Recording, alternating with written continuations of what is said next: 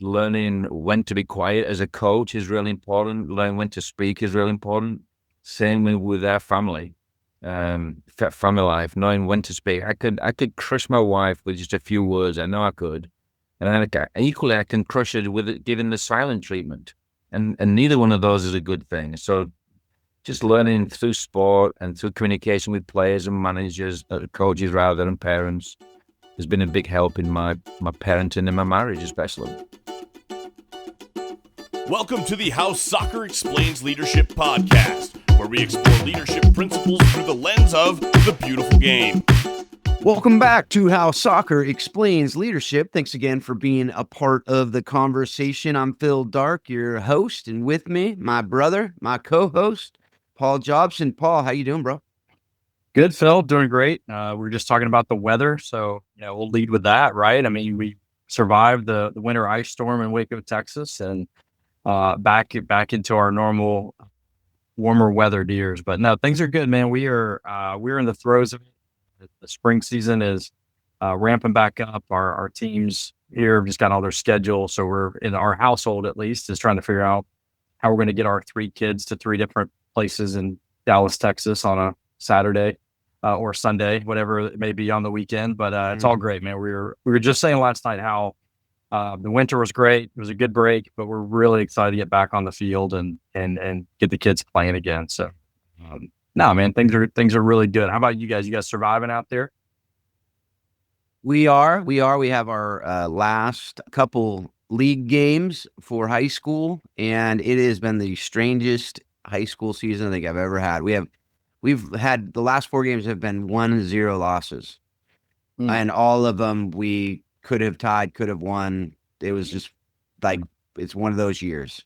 And so, but this team is like the most like cheery, fun. The practices are laughing the whole time, goofing around, like having a good time. And then they get on the field and they give it at their all. And after the game, they're bummed, but hey, let's go out there the next time. And it's just, it's what you want to see. So it's been hard, but good. And it's also hard, obviously, because Kirsten, with her knee surgery, they're not able to play and we can't score. And that's what she does. And so it makes it even harder, especially her senior year, but is what it is. She's been able to lead from the sideline, and I think she's made cookies 4 or 5 times for the team and doing her thing. So that's been fun to watch her lead. And even though I know it's really hard for her, but so it's good. We're doing well. A million things. We could spend 4.5 hours just talking about my family. We're not going to do that, folks.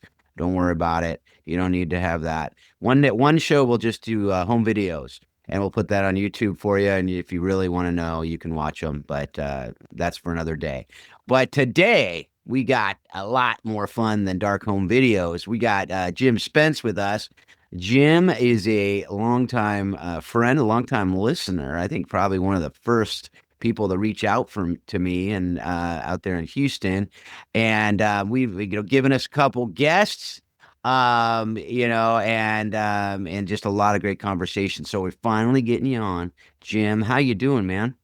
Doing great, Phil and Paul. It's great to be on. And yeah, I remember back in the day we talked, and you were just starting the podcast up, I think it was, and frantically searching for, stellar guests that you might have on the show. And so I tried to give you some, and some you went with, and I think most you didn't, but some that I presented to you, they were, really excellent additions to the podcast. So I'm just grateful to be on, Phil. And, it's good to be able to eventually, I guess, during this time, share a little bit about Sports Quest and what's coming up with our 30th anniversary, which is super special to us. We've never had any kind of celebration whatsoever at Sports Quest. We just trusted the Lord to do what He does, and we follow Him. And but we felt like 30 years is kind of a big deal. We missed the 25 with COVID, so 30 years is coming up, and we're excited about that. But everything's good in Houston. It was, well, as I said earlier, winter came and went last week. We had a couple of days where the kids were off the field, and kind of broke my heart, disappointed. As an Englishman, you want to be on the field, practicing and playing in the cold weather and making good memories and all that fun stuff. But I was overruled, and we got to stay home and put the fire on and watch English Premier League and watch Manchester United finally come back and be the team that we wanted to be after 10 years. So yeah, it's all going good. Absolutely. I told my son after the win against Fulham in Fergie time that's how it was all the time before. Back we just knew we were going to win back in the day, and I just that my 14-year-old hasn't seen that team, and so it was fun to see that, even a glimpse. I'm hoping it continues, but doing pretty well right now, so that's a lot of fun. Just for the record, if the guests you suggested are not on the episode list, it's probably on their side that they didn't, they're like, you're not big time enough. Come back to us when you get a better when you get a better host, you get off of it, and just Paul and somebody else are hosting, then we'll come on. But that's okay. That's okay. Well, maybe someday we'll be big time enough for the guests that you put our way. Now, in all seriousness, though, we have had some great guests that you given us. Burns was one of them. That was fun. Really good conversation. But anyway, folks, go back and listen to that episode. By the way, it's really good. You get another cool little British accent. These guys come on, they sound smarter than Paul and me, and that's good. That's good. So well, one, because they are, but yeah, well, that's irrelevant That's true at all. That's true. Not. But Jim, that what we love to just get your story, and you gave a little glimpse into that with you are an Englishman. That's probably not surprising anybody out there right now. But can you just share kind of how you developed your passion for soccer, or football in your case, ministry, leadership, and you talked a little bit about Sports Quest, and we'll get more into that later. But just your faith journey and intertwined with all that. So absolutely, Phil. I guess like my buddy Rob Burns that was on. We didn't grow up, and I certainly didn't grow up in a Christian home by any means. Good family, lovely family. 2 sisters, brother, mom and dad that loved us, unconditionally, but had no concept whatsoever of Jesus, no concept of church, no concept of faith, no concept of. So my whole weekends were consumed with sports. So as a kid growing up in England, everybody wanted to be a professional footballer in the winter. That's what your mission statement was when asked. It's like, I'm going to play professional football in the winter, and then I played professional cricket in the summer. That's what you dreamed about. And that was always my ambition. So I grew up playing the sport, enjoyed the sport, played at sports, football and cricket especially, played at decent levels, never, didn't make the grade. Wasn't good enough to do that, but always loved just playing and watching, and everything changed really, Phil. I guess going back to my story, everything changed when I became a Christian. And so it's a long story. I'll cut a long story short. I was on vacation from England in 1991, gave my life to Christ, October 20th, 1991. Went back to England, told my family, who thought I was crazy, because it was, I sat them down, told them I'd become a Christian. I got baptized that same time before I came back to England. Thought it was a phase I was going through, and then 6 months later, I came over to work with Rob Burns and his ministry. Never ever thought that I'd be here for 30 years. I mean, I think most people that you get on that were in a ministry for a long time say, I would never invent this. I would never have necessarily wanted this. But when I became a believer, it was really quite obvious to me straight away that I just had this deep sense of gratitude for what Christ had done for me, that I had a compulsion, I was compelled to share him through whatever platform would allow. My goal would have been to have a cricket ministry. I love cricket. I would love it to be called Cricket Quest, but it's not. It's Sports Quest, and it's not even Soccer Quest. But I worked with Rob for 4 years. Watching him lead, learning from his leadership, great leader, great speaker, very much a front person. I was always the kind of the background guy. And then after 4 years of working with him, he got called to seminary in 96. So in 96, we as a church body, we were going through the whole Henry Blackaby Experiencing God study. And that's when Rob felt called to go to seminary. And so Debbie and myself, we then had a decision to make. When Rob left, do we now go back to England? Is our time up in the United States and we go back to England, or do we start something afresh? We weren't going to continue the ministry that Robert had. That dissolved. So we had a decision to make. And it was right about that time where we were asking the questions about, we were getting godly counsel. We were praying. We were seeing what the circumstances line up with what our hearts were telling us to do.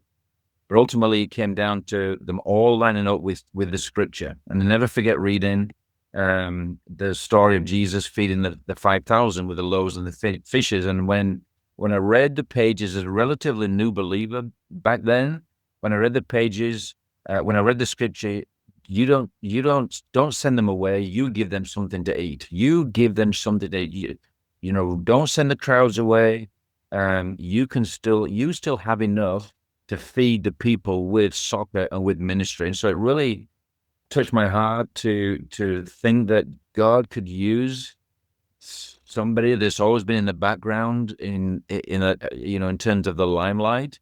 It's like, man, I have nothing to offer. But if you're asking me to do soccer ministry and not cricket ministry, if you're telling me to stay in the US and not go back to England, then Lord, I just want to be obedient to the call. And that's when we started Sports Quest in '96 out of a friend's house at church. And then, 30 years later, we're still doing it. And there's been some ups and downs, some high points and low times, but I've never doubted the fact that this was God's call on my life to do soccer ministry in various formats over the years, and it has changed over the years. So that's a little bit. My story really did change. Really got involved in the art of coaching and coaching. Period. After I became a Christian, I never wanted to be a coach. Never wanted to stand in front of people and be that person that's giving orders or instructions, but God had different plans. I wanted to work in a bank and wear a suit as an Englishman with a pocket watch, and carry a briefcase to work. And God says, no, you're going to wear a suit, but it's going to be a tracksuit. And so that's what's been the case last 30 years. And it's been quite a journey. And that's why I love talking to people about personality styles and different personality styles. Jim and I know each other well enough to know we are different personality styles. That was never my dream, to wear a suit and work in a bank. I will say that for sure. For sure. I did wear a suit a lot and work in a law firm. And then I was like, I'd rather wear a tracksuit and, and be out coaching. But, anyway, Paul, what do you think about that, man? Yeah, no, I mean, same. I mean, I studied accounting. I never thought I'd be a professional coach, but God has plans, and our job is to listen, right, and continuously listen. And to this day, right, you never know what God has next for you, but just having those open ears and open heart to do that. I love that. I love that story because it just, I think, can resonate with so many people.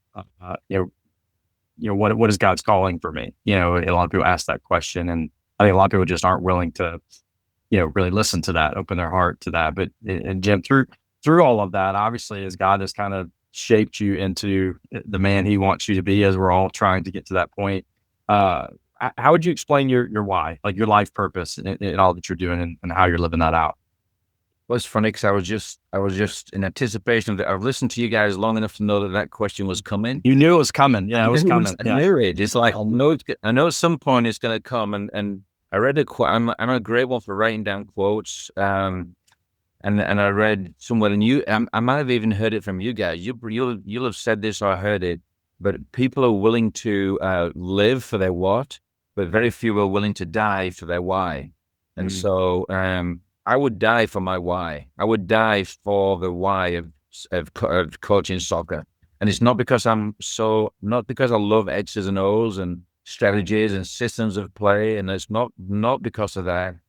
It's simply because I want to share my faith through the game of soccer. And it gave me the World Cup's coming to America, coming to Houston. And so it's such a great platform that we get to use. So my why is quite simply, it's a platform to share Christ. It's always going to be this order: Christ first, and then soccer is way behind. So sharing Jesus is always going to be number one priority, and it just so happens that soccer affords us that opportunity to reach kids, reach families, reach communities, reach countries, as the Lord has opened doors for us in the last few years for Christ. And so that, I think that, Paul, is the why behind what we do. It's just a real deep-seated passion to, I would die for this. If somebody says, you're going to suffer or die for your faith, it's like, okay, whatever I need to do, that's it. That would be my why. I would die for it. Yeah, I love that. We had an athletic director one time who said pretty simply and well, it's about the Janes and the Joes, not the X's and the O's, right? Mm-hmm. You kind of hit that a little bit, and it's about the people, right? And of course, through faith, through ministry, trying to instill that into folks is huge. So, absolutely love that. And how does that, like? Let's dive into that a little bit. I think some people would hear that and go, well, you know what, you're in sports ministry. Like how does that reflect into like you die for that? Because I think some people don't relate sport ministry into like it seems like extracurricular activity, right? Sure. It's not like you're on the front line somewhere and you're being, hey, profess your faith, or we're gonna stab you with a sword back in the old days, or it happens currently. I guess it's not old days, but how would you relate that into sport? Take people into that world a little bit for us. I think it's just if I go, for example, I cannot go to a soccer session, roll out a soccer ball, and say, go have fun, or go, these are the drills, these are the exercises, and leave them without some kind of either gospel conversation or gospel presentation. I would just feel like, personally, I would just feel disobedient to what God has called me to do. And I know I don't suffer for my faith. Like, I know you've had somebody, I think it was from, I forget who it was, Phil from MAI or Charlotte Eagles, who I remember they went on the mission. Oh yeah, David Irby. Yeah, Irby. Right, and they had to write the letters before they left to their family. I'm not in that situation. I don't know if the Lord will put me in that situation, but I would like to think that if He did, I'd be willing to write that same letter to my family, because I believe that God calls us to certain places, and it's not necessarily going to be comfortable. It's not comfortable in the Houston heat doing the summer camp season, but we do it because it's what we're passionate about doing, and it's not always a burning passion. Sometimes, yes, you got to drag yourselves there, but you do it because it is your why. And if you don't have that why, then when it's 110 outside and you're on a turf field, and it's brutal, and you've got 5-year-old kids for 3 hours, and then you start. It's like you start to question your why, but not really. It's kind of tongue in cheek, but that's why we do what we do. And we, somebody asked the other day, how do you do it? How do you do this thing called soccer ministry? What does it look like? And I was telling Phil the other day about situation with Manchester United, and when they won the first game against Arsenal, when we battered Arsenal and won the first game, I somehow, I'm just like, how do I get that in to my players? How do I get an illustration in this, maybe relevant to them, that I can share and get the gospel in? And so I like to call it prepare and declare. And so before the training session starts, we get the kids around the center circle, and we kind of prepare their hearts for the session through prayer, and then also with a little teaser message. And so the question to them was, what does it mean to be rescued? Have you ever been rescued from something? And this lasts like 3 or 4 minutes. Ever been rescued from something? What's the definition of rescue? And so it went on. I said, as you go into your soccer session, I want you to look for those times where maybe the goalkeeper bails you out and rescues you. Maybe a defender makes the last-ditch tackle to save you. Maybe you score the winning goal in a drill to rescue your team. Just think about that whole concept of rescue as you go into your session. Let's pray, and then we send them out. And so they go out, they play for practice for 80 minutes, and then they come back. And so we get around the circle again. And by the way, we call the circle the cow, COW, and it's the circle of wisdom. They say, come and gather around the cow, which they all know, which is, just a little reminder to them. And I say, it's not my wisdom, it's God's wisdom that we're going to share. But let's gather around. It's like, who remembers what we talked about? Who remembers the word of the day? And 1 or 2. Now, remember, this is 7:30 when we start in the morning. So by 8:45, there's more hands going up. And, to be rescued means somebody saves you from this, saved you from that. I said, well, you guys all know that, I'm a Manchester United fan, and Michael Carrick,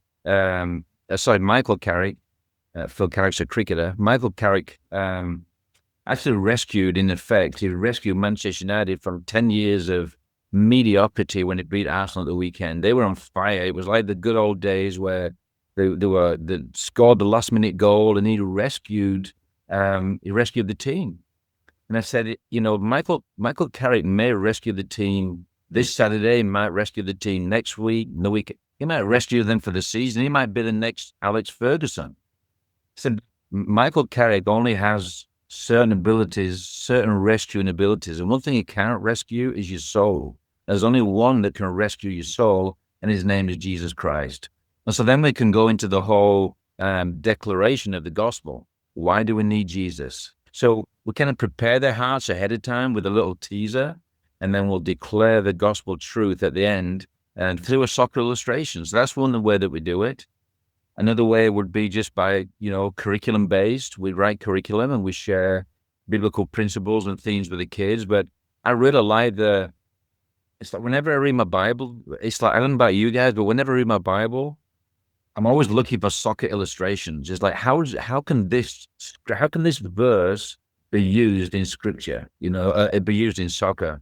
You read about serving. How can we be a servant leader? How can we have, the humility of Christ, whether we win or we lose? And so I'm sure you guys do the exact same thing. It's like, it's the Bible, but it's also a playbook it's the manual of lessons to teach the game. And so that's how several of the ways that we present the gospel. But the Bible's never been the same to me once I became a coach. It's like, that's where I get my illustrations from, the game plus the Bible. So I love it.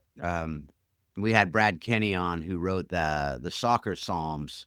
And those are pretty cool. Those are pretty cool. He takes the Psalm and then puts it into soccer language, which is pretty awesome.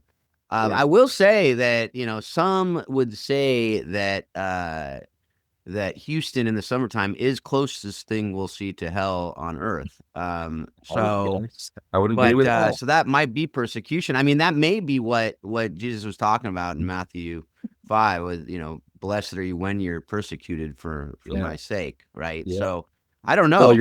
Phil, you're not joking. When I was I think I lost you guys. No, there you go. When I was 15, I grew up in Atlanta, which isn't the coldest place in the world either, but we had regionals in Houston, Texas. And at 15, I swore I would never go back to Texas in my life. I was like, this is miserable. And of course, here we are. Of course. So anyway. When I first came over, Paul, from England, I loved it. I couldn't get enough of it. I was out there, no shirt, shorts. It was just, now it's like, as I'm getting older, as I become a grandpa, it's like, man, where's the air conditioning? Can we do an indoor camp this summer? It's like, but I used to love it because it was so different to England, Yeah. But now I've been in it for so long, it's like, man, no, put me indoors somewhere. So it is brutally hot, but it's what we do. Yeah, absolutely. So, we've talked a little bit about, sports coach. You've given a little bit about how you do what you do. Yeah. But you've had some different iterations over the 30-year history. And so can you just kind of go just a little bit, kind of pull back a little bit from the details you just gave us there, and just kind of give us, why Sports Quest? Like you said, it's not Soccer Quest, and that's even though that's your focus. Mm-hmm. But also just how has the ministry changed over the 30-year history? And obviously it's going to be a flyover. This would be a much longer conversation, but just, so people kind of get an idea, and people might be interested in starting ministries and doing stuff, different things, but also understanding that, you got to do it open-handed. So that's obviously what you've done. So Yeah. what does that look like? Well, the name Sports Quest. Quest was relatively easy because I believe that's what he called us to do, to be on the quest, to be on a mission for the gospel to share. Sports was generic enough to be used if and when somebody takes over from me, they want to bring in cricket, pickleball, whatever, then it just made sense not to be so sports specific as Soccer Quest. Although we still get called Soccer Quest in many ways, but so Sports Quest is the name. And initially it was primarily, we had two branches of the ministry, if you like. It was club training. We had 20 plus teams. And then it was summer camps. And so you went from one to the other, and then Christmas was, we'd go back to England typically when the kids were young because it was free, and we'd go back to England. So that's when the club scene shut down. But then over the years, I just saw club soccer get really, really super competitive, and I'm competitive, but it got so, in my opinion at least, it got so money driven. It got so ego driven by coaches who wanted, they wanted to be the stars of the show, and it just I lost my joy of being on the sidelines. I lost my joy of going to training every single night. I never had a weekend. It just became absolutely all consuming. And so family time was zero. And one of my biggest regrets, I guess, would be, when I was on the field teaching somebody else's kids, my kids were at home with the mom, not having the dad at home. And so Debbie, bless her heart, she basically raised the kids. Because I was leaving for the field at 4 and getting back at 10:30 every night, and then games on a Saturday, games on a Sunday, tournaments, Easter, Christmas. Could never celebrate my birthday because it was on Labor Day, and there's a Labor Day tournament. And it got to a point where it's like, man, enough is enough. I just can't keep doing that. And then when I made that decision, I was looking back, I think it was about 2016. I was looking back, and from that point forward, and I made that decision, other doors really started to open up for us. The homeschool environment really opened up. That's really flourishing now. We have a strong homeschool presence here in Houston. But we continued doing camps, so that was a paid project. That we continued doing homeschool, but then the Lord opened up doors for us to do ministry with children and adults that couldn't pay for training. So special needs children, special needs adults, Special Olympics, underserved children, at-risk children, juvenile detention centers, overseas missions. All of those are free. And that's where the Lord is kind of, I just sense he's moving us more and more towards those things. So for example, 80% of what we do right now it requires fundraising. So that's why we have a big, year-end fundraiser. But that's where the Lord has been steering us, and it's really freeing. Homeschool soccer is competitive, but it's not. I never feel like it's cutthroat. It's not. I never feel like there's a lot of egos involved. I've coached the varsity boys, varsity girls, and I've landed for the last few years with the middle school boys, and it is.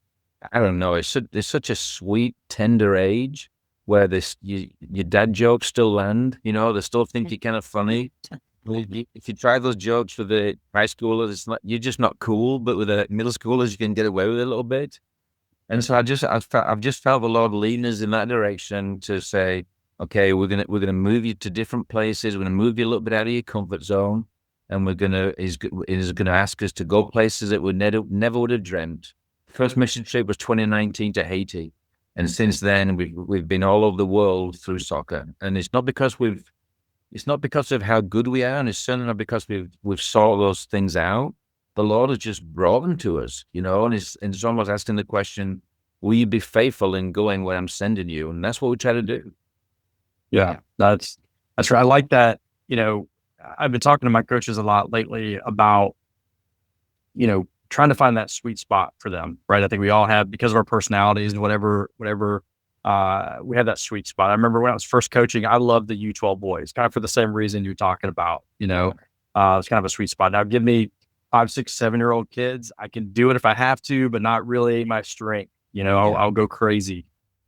But with that in mind, like how has, like, in the 30 years of doing Sports Quest, and even just through your development as a coach, how have you seen that change over the years? And I think it's important for coaches to know that it can change, right? I went from loving U12 boys to coaching, college girls for almost 20 years. That's very different, but God calls you to certain places and whatnot. But how have you seen, your coaching style change? How has leadership changed even within coaching? You talked a little bit about how it was super competitive and how you changed through that, but take us a little bit deeper into how that's changed over the years for you with your coaching styles and leadership methods. It's a great question, and I'm a little bit like you. I when I first came over, I loved the 5 and 6-year-olds, and I think one of the reasons was because there was no expectation from them, and I'd come over as an Englishman. I'd got my English coaching badge, and so you come over, thinking you know a little bit about soccer. We invented the game. What can you do? So I really loved the 5 and 6s because there was no agenda for them, and I could get away with poor coaching, if you like. But as I got a little bit older and I started to work with kids 11, 12, 13, 14, up to 18s, it's like I can't get away with an English accent and an English badge all my life. I don't want to be that guy that just the Englishman, he knows everything, and so back in the day when you could go right to almost to the top level in the USSF. I went with Rob, actually, Phil, to my B license. Back in the day, you could do that. You could skip several because of experience and so on. So I did my B license. It's like, I'm going to be teaching these guys. They don't know, they don't know football. They call it the wrong name anyway. It's not soccer, it's football. So what are they going to teach me? So, but I went on that B license course, and the coaches I had were Glenn Meinig, and who passed away, you all know, and then Jay Hoffman. And I learned so much from those guys. And I was so humbled I was embarrassed by how much I didn't know about the game. And so when I came back, I really had to almost reinvent myself as a coach, from a coach of 5 and 6, 7-year-olds to like, now I want to take the game more seriously. And I had some ammunition now, learning from these higher level coaches. And it was a real eye opener to me how much I didn't know. But as a young coach, I tried every style. I tried the command style. I remember I just practiced every week. I tried something different. It's like, this week I'm going to be really ruthless. So if somebody's late, they're doing laps. If somebody's misbehaving, they're doing push-ups. I tried that, just shouting, and I did the whole. And then I do the question and answer style and all of it. I tried everything, but I eventually realized that I had to land on my own personality. That's all I could do. I eventually got to the point, it's like, Jim, you're not being authentic and true to yourself. And so I had to ask myself the question, I think it was really a couple of questions, is, would I want to play? Would I want to be coached by me as a coach? Would I want to be coached? If I'm a player, regardless of the age, would I want to be coached? Number 2, would I enjoy the coaching session? Was it fun? I mean, if the kids are not having fun and they're playing with a smile on their face, then they shouldn't be playing, in my opinion. And then thirdly, would they learn from me? And so I had to adapt my thinking. Would I enjoy playing for me? Would I learn from me? And would I want to be a part of my session? And so I had to adopt my leadership style to my personality. My personality is not to get under the skin. I'm an encourager, and so I want to encourage the kids. I want to be a cheerleader and a coach for the underdog. So my coaching style, I think, it's morphed over the years, and it's not everybody's cup of tea, because some people are more serious about coaching than I am. But I'm serious about the profession. I'm serious about preparation. I'm serious about professionalism. But I don't take the game, and I don't take myself too seriously. And so my leadership style, I guess, hopefully reflects that. And again, it's not everybody's cup of tea because someone just, this is the way it's going to be. But for me, I like to have, I like to build relationships with the players as opposed to just always belting out instructions. It's not my way of doing it. I'd rather build a relationship, encourage them, and lead from that kind of environment, I guess.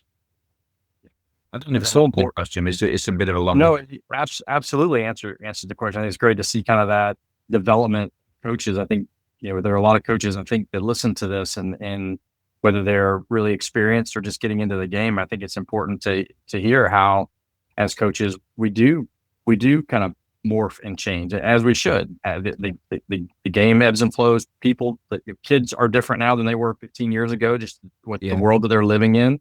But I think it's important that we can highlight, you need to find your own personality, right? Mm-hmm. It's okay to look at what a lot of other coaches are doing and try to figure out, morph that into, who you are as a coach. How do you best? And I think your point of, would I play for me?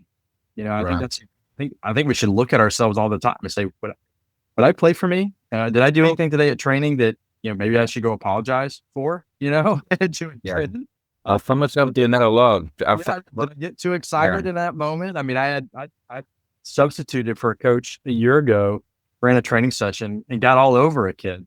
And what I said was right. How I said it was wrong. And I had to go to that kid after training. I was like, listen, you're a great player. I have high expectations for you as a player. I approached you totally wrong. So I think that's okay. But, learning who we are. I listened to something today. The guy was talking about how in the social media world, you start watching certain things, algorithms will tell you what you should be watching. So you kind of morph yourself into what you're watching, right? Mm-hmm. So I think we need to be careful too, that we're not just pulling everything off of what reel did we watch, what social media thing did we just see. Get outside of your comfort zone a little bit to challenge yourself as a coach as well. So you can grow, right? So you can develop. But those are great. Some great wisdom there. Well, I love the fact that we're in the same boat of apologizing to our players. I find myself doing that more and more these days for some reason. I think I'm just getting grumpier, as a grump. That's just, I'm becoming a grumpy old coach. But I just the other day, I like to give kids names. I don't remember names very well, but I do remember nicknames. And so I'll give a kid a nickname, and just every now and then again, they don't like the nickname. They don't like being called what you call them, and it's just a bit of fun. So what I've started to do is ask for permission do you mind if I call you this nickname? Is that okay? And if I've offended you, then I apologize. And I think the humility with that goes a long way. And then seeing that you don't have everything together, you're imperfect, just like they are. And then we had a young man this past week say is gonna go and play another sport in the next season. And I said, oh my goodness, that's such a waste because you've really improved as a player. You've really come on. I can see the ability you've got. You increase your speed of thought, your technical ability is all improved. I said, why would you want to go and play another sport? And I could see him kind of getting a little bit deflated by all that. And so at the start of the next session, I pulled him aside and I said, I want to apologize because I didn't want to. I feel like I undermined you as an athlete. I said I love the other sport that you're going to play, but asking you to prioritize soccer over that other sport was wrong of me. I shouldn't put that pressure on you. That was inappropriate. But just go enjoy your other sport, and when you're ready, if you're ready, come back to soccer. We'll embrace you back. And so, apologies. It's something I think we got to be prepared to do and ready to do and humble enough to do, and hopefully not having to make too many, but it's part of being a coach. I think we don't always get it right. Ruben Amorim didn't always get it right a lot of the times at Manchester United, and he apologized, and it probably cost him his job because he was too honest, so. Yeah, it's a good thing he left, though. Yeah. That's my 2 cents. I had to apologize to my team last night because at the end of the game, the referee made what I thought were poor decisions. And I I may or may not have yelled at the refs a couple times. But no, I just said, hey, I'm sorry, I shouldn't have done that. One of our players like, we wanted to, coach. We wanted to yell, so glad you did. I'm like, I know, it's still wrong. Um, but yeah, I mean, we're modeling obviously to them as well, and so I think just even asking permission for a nickname, like that's very important, because most kids would not say I don't like the nickname. They just wouldn't like it, and then they would every time it'd be like a little dagger, hitting them, and so that's I love those little nuggets, as we call them, just that coaches can take and go, you know what, I've never even thought about that. Like, most of the time you're just like, oh, whatever the nickname, and some kids, like I had a nickname in high school. I was like, whatever, it's like some guy said, if you remember, like the little Snuggles bear, he's like, oh, you're Snuggles. And so that stuck, but that would have offended a lot of people. But I'm like, I don't care. I loved it. It was my fun. They still call me, like high school teammates still call me that. But I could see that being a real negative connotation for someone who's really insecure or doesn't, has some issues, or maybe the nickname triggers some other thing that, whatever that was there. So that's really important. All right. So we got, a few more things we want to touch on. One is, just, we always like to go back to your athletic career. This could be cricket, it could be football, it could be something else. But what was a defining moment in your athletic career, and why was it in fact impactful? What did you learn from it? And how are you using that today? And like I said, my number one passion is cricket, and that's why it's kind of comical how the Lord has got me into soccer ministry, because it would have been my choice, but I do love soccer. But my illustration, I guess, would be from cricket. And growing up, that was my passion. That was really my strength. That was my number one goal, was to get to the top. And I was doing pretty good. I was playing at the city level. I was playing at county level. I was playing at the North of England level. And I felt like I was on course to become a professional cricket player at one point. And what people saw in me was I was I guess a fast bowler, where I guess over here you'd be a pitcher, but I was a fast bowler, and so that was my strength. And that's what was taking me up to the higher levels, I guess. But it was right about the time I think it was about 17 or 18. I was playing for the Yorkshire schoolboys team, and I had a friend of mine playing at the same time. One of my best friends at the same time. And it was right about when the cricketers were starting to wear helmets. They're starting to get soft and wear helmets. It's like, okay, gone are the days of just taking on the head and playing on. Now they're wearing crash helmets because of the fast bowling. And so I remember my friend was bowling, and these two guys were wearing helmets because he was pinging the ball around their ears, and they were dodging and they were getting. And so it was this guy, my friend, was really bowling at a high level of fast bowling. And then when he finished his spell of bowling, as you call it, it was my turn to come on and bowl, and I was the fast bowler, supposedly. And I came on, and I remember bowling 2 or 3 deliveries, and the batsman called to the side, and he said, "Can you take his helmet off? I don't need his helmet anymore. Can you take it off?" And Phil, I remember, I no word of a lie, I went after that. You have 6 deliveries in an over. Anyway, you don't need to know. I finished my over of 6 deliveries, and I went to the boundary, and I just wept. I just cried, because at that stage I knew it's like, I'm not going to make it as a cricketer. I'm not going to make it. These guys don't need a helmet now anymore when they face me with my fast bowling. They just don't need it. I've lost that edge that I had growing up, and I don't need it. And I was just heartbroken. I was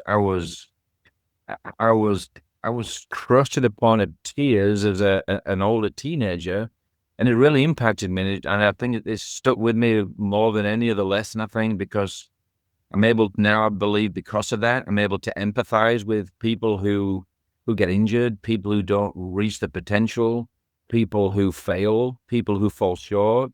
I feel like, and this is before I was a Christian, by the way, but I still feel like the Lord was working on my heart then and building into me that compassion that I think sets coaches apart from good coaches apart from the average coach. Somebody that's willing to show empathy towards another person, to show have a compassionate heart and spirit towards them. And I think that moment was one of the key moments for me. It's like, man, I'm not gonna go where I want to go, and so I see kids now who are not going to go potentially where they want to go, and it grieves me, but I want to be there for them to encourage them. It's like, do you realize how many professionals are going to come out of this camp or out of this club, out of this one school program? It's 0.0 whatever the number is. It's just minuscule, and so it allowed me to see sport from a different perspective. It really my dream was shattered, but I can now see kids that have that similar type dream in sport, and it's like, enjoy every practice, enjoy every game, play with all you got, be competitive. I don't think as Christ followers are meant to not compete. I think we should be competitive and be the best we can be. But yeah, that was defining for me because it proved that I weren't going to make the grade like I'd hoped. And I think it tenderized my heart even at that time. So, yeah, no, that's good. That's good. And to your point, like a whole lot more people will be crushed of their dream to play professionally than will actually play. Yeah. And every kid, when they're playing as a kid, is like, I'm going to be a professional. I got my 14-year-old who's still got that dream, and it hasn't been crushed yet, but I mean, odds are it will be, and he might defeat the odds, but that's what it is. It's overcoming the odds. And so we get that opportunity to be able to be as part of that. And I see it as an opportunity because it allows to say, hey, who are you? And what is your identity? And what is this all about? And, to have those conversations are really important conversations. And what a privilege that we as coaches get to have some of those conversations, with people that could shape their life, So, yeah, thanks for sharing that. Of course. Yeah, I mean, at some point, every player, their career ends at some point, right? Whether they go all the way to be a professional, which is obviously the less than 1%ers, right? But at some point, everybody's career is over. But as coaches, how are we instilling in them the things that are the most important? Like, if you ask a parent, like, why do you really have your kids in sport? They'll give you a great answer, and sometimes they won't, live up to that expectation on a sideline, or if a kid isn't playing enough or whatever. But it's about the life lessons that we can teach in sport. Honestly, is what people really want. And I think as coaches, I think it's important for us to continue to remind parents and kids what sport is really teaching. Especially through faith. How can we teach, faith through sport? It is an amazing ministry opportunity that I think more churches and people should really dive into, because it's such a big part of our culture now. But I think that's important. And through your time with leaders who maybe helped instill that into you, let's talk about some of the leaders that impacted, your life. Who are some people that stood out to you, whether they're coaches or leaders or impact people in your life, and why did they stand out so much to you to impact how you now lead the way that you do? Yeah, I think there's two come to mind from totally different environments. One was a lady called Uncut. She was the athletic director at a girls' school that part of a girls' school that I used to coach their varsity team. And I was there for 4 years, and she taught me so much about high school athletics. I didn't know the difference between varsity and I didn't know what varsity was, what junior. I didn't know what a freshman is. I got them all out of order. I got freshmen, seniors. So I didn't even know what the sequence was. But she really took me under her wing for 4 years, and she taught me how to deal with parents. She was my number one cheerleader. She had my back all the time. She said, I'll always, unless there's something drastic, I'll always stick up for you as the head soccer coach of the school. And so she really taught me a lot about how to deal with parents, how to set a culture within the school, because before I'd gone in, the culture was very lax. It was one where if you're a club player, you could leave practice halfway through, and, club players got all the playing time. She said, no, we don't want that culture. We want a culture where if they're going to play for the school, they have to be sold out for the school. No matter how good they are as a club player, And so she was able to encourage me to set a culture within the school, which has lasted even to this day. So I owe a lot to her. And we became good friends after I left the school. She's just a sweet, soft heart for kids and for the soccer program. Another one would be from just pure ministry side would be a good friend of mine is a retired pastor, and he actually has a podcast. He started it up, and that's why one of the reasons why I so admire him, because after he retired as a pastor, he would go and spend extended times in Haiti in the seminary, teaching the students how to become, how to get through seminary and how to become ministers, basically. When when Haiti became such a dangerous place, and he talked about how dangerous it was, how the bullets would fly in the classroom, and how it just got so dangerous that he could no longer go and put himself at risk or his students at risk. He's a retired pastor. What does he do? And so I was just really impressed that he was able to go from reaching seminary students in Haiti to now having probably over 200 countries listen to a podcast. And so he was able to pivot so well. And he has a podcast called Wisdom from Above. And it's a weekly podcast that he probably spends about 20 hours a week in preparation, like he's prepping a sermon. He spends such time and effort, but then he's still got time for me. I'll text him or email him a question. Just last night, I asked him a question, and he emailed me back straight away. So as a leader, as a ministry leader, I've just seen his ability to say, okay, God's closed this door, but my goodness is opening up this other door to reach thousands upon thousands of people that he would never have reached had he just stayed in Haiti. So he was able to take something negative and still reap the benefits of seeing people come to Christ through his podcast ministry. So Harlan is a true friend, is a true leader, and again, a real encourager. But I just love the fact that he's been able to take something that's negative, the Haiti situation, and turn it around where he's impacting countless lives for Jesus today. So they'd be the main two. And of course, Rob was always a good friend of mine and leader and mentor. And I was his best man and he was my best man. And so we have that close friendship, even though we hadn't seen each other in the flesh for, goodness, 20 plus years. We Zoom a lot and talk. So those three in particular, but in particular the athletic director, Pastor Harlan, and Rob, Rob, the way that he just modeled a Christian lifestyle authentically once he came to Christ. Because I knew him as a college, we knew each other at college, and we didn't model Christ-like attitude at that time. So watching him grow over the years has been a real blessing. That's awesome. It's so great to have those people in our lives, and Yeah, just love that. And yeah, and I love just seeing how people take what they're learning and being able to share it with others. Obviously, it's why we do this. It's why I did the other podcast, just to be able to say, hey, like, I'm learning, we're all learning alongside each other. How can we encourage each other? So I love that. We'll put that in the show notes for sure. Mm-hmm.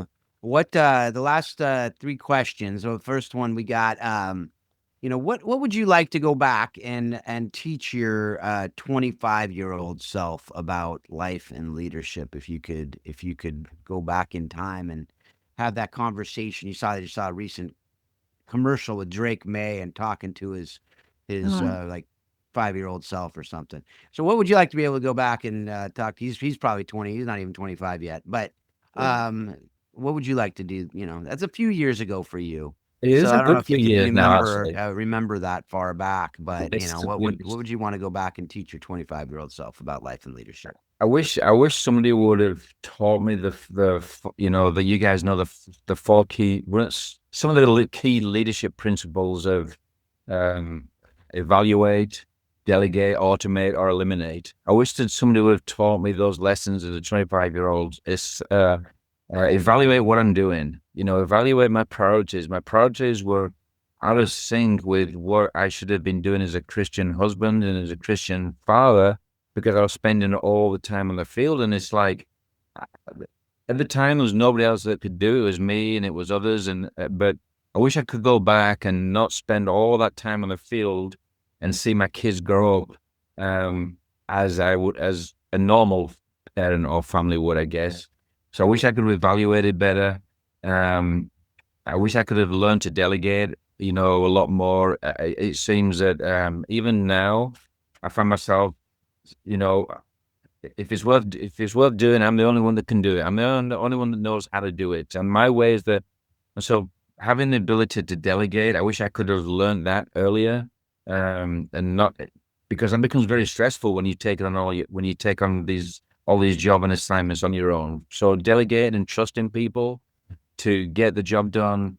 What is it, 80% as well as you would like it to have, or 70%, whatever but even if it's not done as good as you would do it, just giving somebody the trust to delegate an activity, that would have been important to me. And then the whole automation thing, I'm not overly good at the tech stuff, but automating stuff, I wish I'd known about then how you can make things simpler, online registration, all that, good stuff. And then just learning what to say no to. A friend of mine said, several years ago, his motto in life is he always tries to find a way to say yes. And that's great advice until you become a yes person, and then when that's ringing in your ears, always find a way to say yes. Then turning down things becomes really difficult, because if that's your philosophy of life, then if people are asking you to do stuff, you're all over the place, and that's what I've found myself doing a lot, and over the years. But I'm learning I'm learning the art of saying no, and saying no graciously, because not every opportunity that comes your way is the best one. It might be a good one, but it might not be the best one for that season of life. And so I wish as a 25-year-old, I would have learned to say no more often, because it had caused me a lot of probably stress and gray hair and loss of hair and all the rest of it, But yeah, I think 25-year-old me would have been, Christ has to be number one focus above soccer. Has to be. Soccer comes way down. Family obviously comes second. But I think I was so consumed with soccer and wanting to make a ministry out of it that I said yes to everything, and just ended up, at times with burnout and a little bit of disillusionment at times. Frustration when you say yes to something and it's not appreciated, or you don't feel appreciated, and that selfishness involved. So yes, it's kind of a convoluted answer to a simple question, but there's a lot of things I would go back on. Man, I wish I could do that differently. I wish I could. Why didn't we go another sport back in the day before all these multi-sport organizations existed? Why didn't I delegate more? Why didn't I get off the field more? Why did I say yes to every single tournament that was offered? Why didn't I say no? So yeah, but I think That's good. Feelings. That's good. We, I talked to. That's one of the lessons I myself have to continually compete with too. Is, when I say yes to something, I say no to everything else. Yeah, yeah. And we can't, I mean, we probably can clone ourselves at this point. I don't know. They probably have it out there, but we can't do it really ethically. No, but we can't do everything. And so I think of that, the way they say, good is the enemy of great, right? Like, so often we take something and we really miss out on what God has for us. Yeah. Because we say yes to something that takes us away from the great that he has. Yeah. And, it's that discernment. It's continually discerning, right? And Yeah. and I think that there's somewhere, the truth is somewhere in the middle, because I think there's other people who just say no to everything. Absolutely. So it's like, can you connect next week? No. Yeah. No, not even. And you don't leave any room open for the divine appointments that God might have for you. Yeah. And I had another friend who, talked about making room, right? So making room in your calendar. Yeah. Or if you have a coffee appointment, have a half-hour buffer at the end, just in case there's somebody else in that coffee shop you're supposed to connect with. Yeah. To have that room. And it may be that you don't, and you go home and you have a half hour more with your family, but to not book your calendar, because I would book it like meeting after meeting after meeting after meeting. And if that person had something, either I'd be late for the next one, which isn't good, or I wouldn't be able to connect with them at the level And so there's so many good lessons in there. I love that. And that's one that, there's so many things I say to my kids, like, I wish I would have known this when I was your age. I wish I would have had this idea. And sounds like you do too. So, Paul, what are you thinking, man? Oh, go ahead, Jim. What are you Yeah, gonna say? I was going to say it's always a tension point, because another phrase I've heard is you never know what's on the other side of obedience, right? And so you never know if you say yes because of obedience. You never know where that's gonna land. And an example would be our special needs ministry. That I didn't seek that out. That was an opportunity for us to donate some soccer equipment to a special needs organization, and then make the offer of, hey, you know what? If everyone wants to come and do a free session, just let us know. And so we went and we were obedient. And then 8 years later, we're still doing those same sessions week after week, and that ministry started to grow. And had I said no to that, then we wouldn't have. So it's just, you don't want to become a people pleaser. You want to become a God pleaser, obviously. So that having an attitude to say yes is great, but then, and having the obedient heart is great, but then having that discernment to say, well, that's great, but it's not the best, and I do struggle with that. I've got to be honest. Or it's great, but it's not for you. I mean, Yeah, and exactly. that's Yeah. So Yeah. I think it's also okay once you've committed to something, once you realize it's not the right thing, to find the right way out of it also, right? Or maybe it was the right thing in the moment, but maybe some things change, or you've done all you can do, and then you need to back out, pass, like you said, delegate, pass it on. There's so many different, this could be an entire podcast on that. It's a huge and a fantastic topic to discuss, but on to our kind of our last final, as Phil said, our last final questions here. I like this question because it makes people think, and you're prepared for it. You know it's coming. So I'm interested to hear, how have you used the lessons you learned directly from soccer or cricket or maybe any other sport in your marriage and parenting? Yeah, I did know it was coming. Now I feel like I'm on the spot a little bit because in my marriage and parenting, I think just some of the things I talked about earlier with players, just having that a compassion in my marriage, a realization that I don't always get it right, and so I have to apologize. The ability to show grace to family members that don't get it right, sees, soccer's so like Manchester. I always go back to Manchester as my illustration, but they've had 10 years in the wilderness, 10 years of just disastrous appointments, and that's been a season of Manchester United. Now it looks like they're on the uptick again, and it's that's like marriage. That's like life. There's seasons where, man, it's just tough. Your kid gets into trouble. Your marriage is, not where you want it to be because you're spending so much time at the field, etc. And so, I think just learning to be patient to those hard seasons and to not quit, even though it's tough, even though your kids are driving you crazy, even though you're not seeing eye to eye necessarily with your spouse. Just that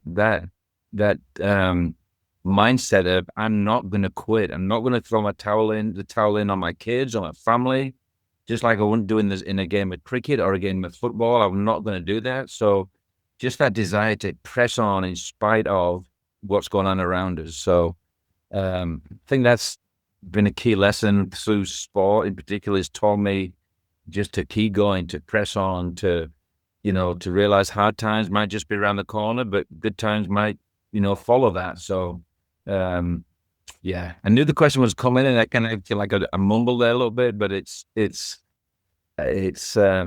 yeah, I just feel like it's really important not to give up when the going gets tough in your family life, because it will. Marriage is two imperfect people joining together and trying to do life together without, with our quirks and warts and all. And so, learning to forgive, learning when to be quiet as a coach is really important. Learning when to speak is really important. Same with our family, family life, knowing when to speak. I could crush my wife with just a few words. I know I could. And then equally, I can crush it with giving the silent treatment. And neither one of those is a good thing. So just learning through sport and through communication with players and managers, coaches rather than parents, has been a big help in my parenting and my marriage, especially. That's fantastic. Yeah, that's so good. And I think it's Matt Chandler. He's out there in Texas as well, who said, our wives and we with our wives, but our wives with us have the ability to give us the most life and to crush us the most. Yeah. Yeah. And it's like it's truth. It's Yeah. true. I mean, on earth, like they are the ones who can help us the most and hurt us the most. Yeah, for sure. And I hope and pray that we, as husbands and wives as well, can give life more than we're hurting. Yeah. And I have a great wife, by the way. We would not, Sportsquest would not be here had it not been for her and her input and her wisdom over the years. And so I don't want to paint a picture of, we're always, no, we have it's not a perfect marriage, but we're a really good marriage. So I just want to make sure in case she listens to this. I like the caveat. I like the caveat. Yeah. In case she dares to listen to it, then Debbie, you're awesome. So. Yeah. Well, you've listened. Phil and I have to cover ourselves a lot as well. Yeah, sure. That just in case, right? Yeah. Even though our wives don't listen, I think Becca listened to the one she was on. Maybe I don't know. Yeah. Just to make sure she didn't, she thought she sounded good or something. I don't know, but it's pretty safe for us. Debbie probably will listen to this. So. That's just for the record. That's not what I heard, and I don't think anyone else did either. No. But good caveat. That's Thank why you. you're having a good marriage, is because you did catch that and Thank made you. sure. Like a good coach, I just cover my bases. Hey, belt and suspenders. That's what I like. You got to do it. You got to do it. I said that to my kids the other day. Like, what are you talking about? Well, belt and suspenders. What does that even mean? I'm like, don't worry about it. It's okay. Mm-hmm. All right, Jim. Well, we've said this before. Yeah. All good things here on earth must come to an end. And I say that, I caveat it, because all good things don't need to come to an end when we're talking about the eternal perspective. But that's this does need to come to an end. And so what have you watched, read, or listened to that has most impacted your thinking on how soccer explains life and leadership? I've been fortunate the last few weeks to go to Evangelism Summit, which was absolutely tremendous. And then last week we had a leadership conference at church. And I know I do read books, but I'm not a big reader. I have a lot of books like I half read, but I do like to write quotes, that are meaningful at the time. And so I wrote a few because I thought some might just resonate instead of giving this big lesson. But a big one for me is simply that growth and comfort can never coexist. Growth and comfort never coexist. So if I'm going to grow, I'm going to get out of my comfort zone and into my courage zone. I love the one that says, culture is what we teach, celebrate, and tolerate is what you create and what you allow. From the Evangelism Summit, witness as you go, not go to witness. I thought that was a really great truth bomb. Talk to God about people, talk to people about God. I love this one. It says, pray, you've probably heard it, pray daily for Bob. It's like, what? Pray daily for Bob. Give me a burden for the lost. Give my heart a burden for the lost souls. Oh, open doors for me. Those divine appointments, Phil, that you mentioned, open doors that my heart will be sensitive to go through that door and connect with another person. And give me boldness in speaking. Don't let me be shy or ashamed of my faith. So daily pray to Bob. And I guess the last one would be, if God is small enough to be understood, he's not big enough to be worshipped. You've probably heard that one before. If he's so small that we can understand him, then we need to find something else to worship. And our small brains will never understand God. That's why he's going and we're not. And and I think I have a whole book just of quotes that I write down when I'm reading. I'm sure you do too, of different things, but they will be some of my key truths to challenge anybody that's listening to. As a parent, I'm just going through my list. As a parent, we're called to be present, not perfect. Which is, so I could go on. Absolutely. I'm sure you could. I appreciate the chance to share one or two because You never Yeah. know. One might just resonate. Praying to Bob every day may just be something that changes somebody's heart today in terms of, I need to be bold about sharing my faith. I need to pray for open doors. God, give me courage and boldness to be on the lookout for somebody that needs rescuing, as it were. So, yeah. Thank you. Well, thanks, Jim. Grateful we got you on finally. Paul, you got any last words for this? No, it's been fantastic, and appreciate obviously your time and just what you're doing for the kingdom, especially through sports. That's the commonality here, and how you're encouraging others just through your daily walk. So thanks for pouring into us a little bit today. Thank you. I enjoyed it. Thoroughly enjoyed it. It's been a long time coming, Phil, but man, it's a pleasure and a privilege to be on, because I'll listen to your show. I've gleaned a lot of my quotes come from you all, by the way. Sometimes I'm listening and driving, and I know I shouldn't, but I do write myself a little note and put it in my phone, and then get home and write it down. So I listen a lot and glean a lot of wisdom from you guys. So thank you. I'm glad that brings joy to me, and I know to Paul as well. So thank you. And folks out there, thank you for being a part of this. I do hope that you are learning a lot from this. You're using it in your life. If you want to learn more about Warrior Way, Paul's got the swag on again today. And so if you want to learn more about that, you can check it out in the show notes, warriorwaysoccer.com. Also have Paul's email and my email in there if you want to reach out to us. If you have any comments, put those in wherever you're listening to this show. You can put them in there. There's a spot for comments. Rate and review the show. If that definitely helps to get it out to others. But the thing that gets it out to others the most is just you sharing it with other people. If this is helping you, share it with others, because no doubt it will help them as well. And so, with all that, we hope that you are taking what you're learning from the show and you are using it to be a better spouse, a better parent, a better coach, a better player, a better friend, better leader, better in everything that you do. And you continue to remind yourself that soccer and football, if you're outside the U.S., do explain life and leadership. Thanks a lot. Have a great couple of weeks.